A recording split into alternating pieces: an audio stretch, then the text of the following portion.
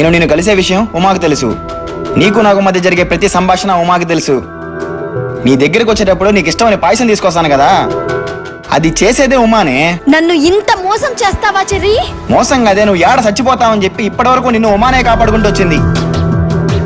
నీ దగ్గర నుంచి వచ్చేటప్పుడు నీ ప్రవర్తన చూసి ఉమా తట్టుకోలేక నా దగ్గరికి వచ్చి ఉమా నాతో ఏం చెప్పిందో తెలుసా? బాబా ఒకసారి నువ్వైనా పుష్కలాకి సర్ది చెప్పి చూడు.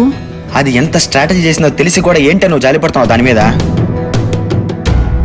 తను కూడా నాలాంటి ఆడదే కదా బావా. పైగా తను నాతో నిజాయితీగా ఫ్రెండ్షిప్ చేయకపోయినా నేను తనతో నిజాయితీగానే ఫ్రెండ్షిప్ చేశాను కదా బావా. తను నీకోసం ఎన్నో రోజుల ముందు వ్యూహం పన్నుతూ ఎంతో మందిని మోసం చేస్తూ ఎవరెటెళ్ళిపోయినా పర్వాలేదు, ఎవరు నన్ను వదిలేసినా పర్వాలేదు, నాకు మాత్రం చర్య ముఖ్యం అనుకోవడంలో బలమైన కోరిక ఉంది కదా బావా. అంటే ఏంటి ఆ పిశాచి కోరిక తీరద్దాం అనుకుంటున్నావా? కనీసం తనని అప్పుడప్పుడైనా కలుస్తూ తనకి నచ్చజెప్తూ తను ఎటువంటి అఘాయిత్యం చేసుకోకుండా తనని అప్పుడప్పుడు గమనిస్తూ ఉండు బావా అని చెప్పింది. అది దాని మంచితనం.